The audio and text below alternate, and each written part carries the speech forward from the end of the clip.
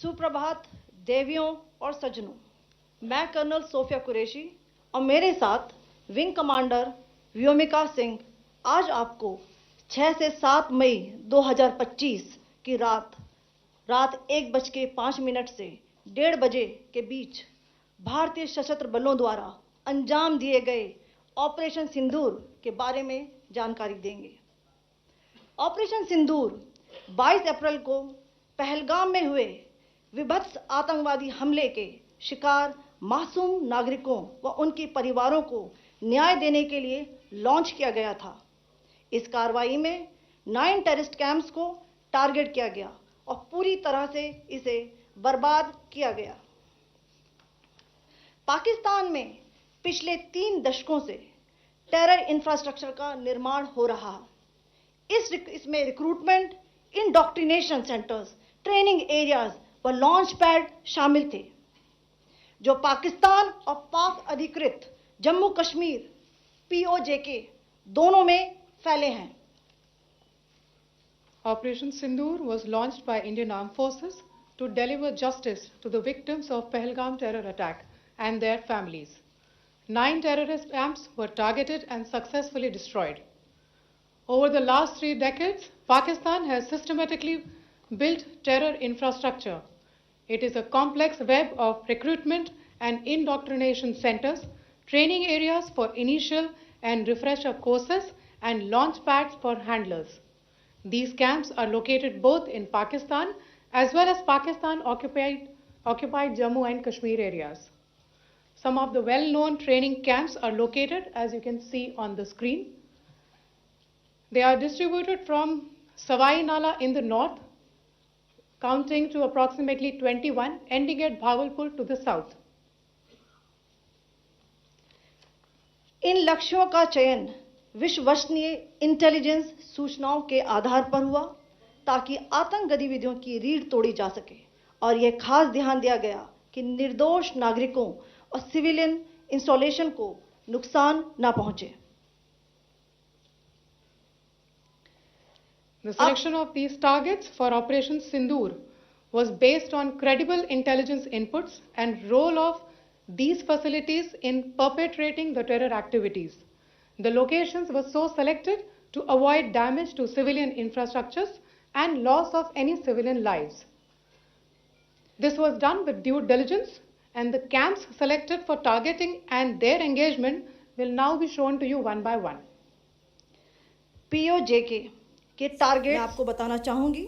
सबसे पहले सवाई नाला कैंप मुजफ्फराबाद, जो कि POJK के लाइन ऑफ कंट्रोल से 30 किलोमीटर दूर है। यह एक लश्कर तोयबा का ट्रेनिंग सेंटर था। 20 अक्टूबर 2024 सोनमर्ग, 24 अक्टूबर 24 गुलमर्ग, 22 अप्रैल 2025 पहलगाम, इन हमलों के आतंकियों ने यहीं से प्रशिक्षण लिया था। सैयदना बिलाल कैंप मुजफ्फराबाद, यह एक जैश मोहम्मद का स्टेजिंग एरिया है। यह हथियार, विस्फोटक और जंगल सर्वाइवल ट्रेनिंग का केंद्र भी था। गुलपुर कैंप कोटली, यह LOC से 30 किलोमीटर दूर था। लश्कर तोयबा का बेस था, जो रजौरी पुंछ में सक्रिय था। 20 अप्रैल 2023 को पुंछ में और 9 जून 2024 को तीर्थ यात्रियों के बस हमले में यहीं से आतंकी को ट्रेन किया गया था।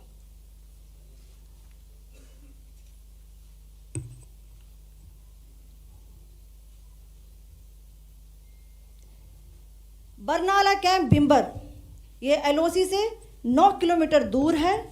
यहाँ पर हथियार, हैंडलिंग, IED व जंगल सर्वाइवल का प्रशिक्षण केंद्र था। अब्बास कैंप कोटली,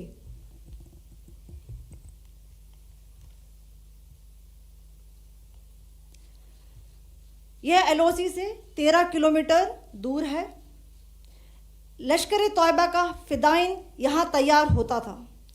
इसकी कैपेसिटी 15 टेररिस्ट को ट्रेन करने की थी।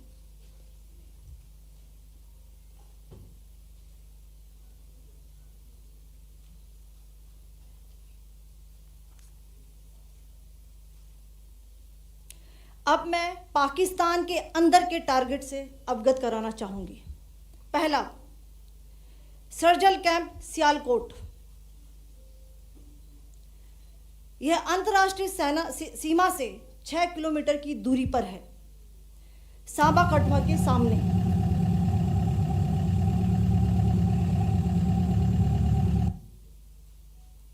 मार्च 2025 में जम्मू एंड कश्मीर पुलिस के 4 जवानों को की जो हत्या की गई थी, उन आतंकवादियों को इसी जगह पर ट्रेन किया गया था।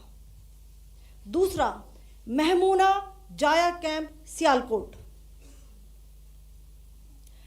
यह 18 से 12 किलोमीटर आईबी से दूर था।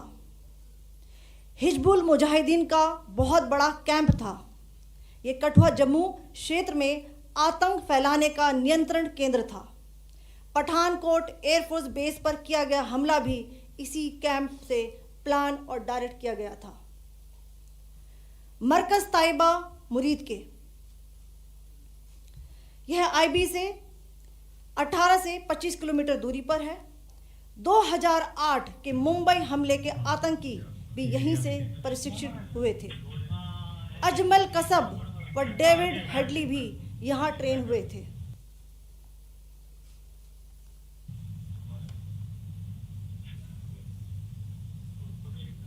आगे दूसरा आया।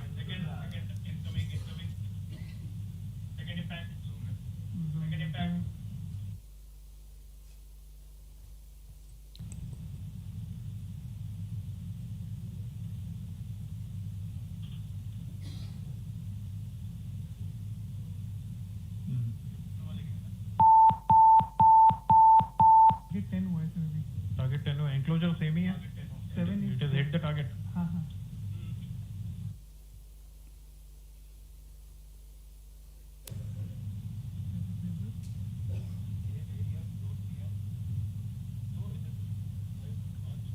आ गया सर, इम्पैक्ट।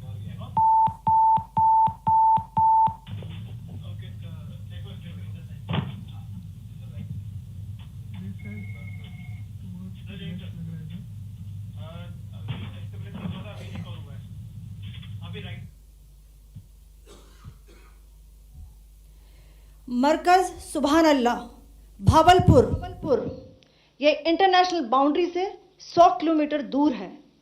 जैश ए मोहम्मद का मुख्यालय था। यहाँ पर रिक्रूटमेंट, ट्रेनिंग व इंडोक्ट्रिनेशन का केंद्र भी था। शीर्ष आतंकी अक्सर यहाँ आते थे। मैं आप सबको बताना चाहती हूँ कि किसी भी सैन्य ठिकाने का निशाना नहीं बनाया गया और अभी तक किसी तरह की नागरिक क्षति की रिपोर्ट नहीं है। धन्यवाद। जय Hind. The strike on the terror camps were undertaken through precision capability, as shown to you. A niche technology weapons with careful selection of warheads was ensured so that there will be no collateral damage. The point of impact in each of the target was a specific building or a group of buildings. All the targets were neutralized with clinical efficiency, and the results reiterate the professionalism of the Indian Armed Forces in the planning and execution of their operations. No military establishments were targeted. India has demonstrated considerable restraint in its response. However, it must be said that the Indian Armed Forces are fully prepared to respond to Pakistani misadventures, if any, that will escalate the situation. Jai Hind, and thank you very much.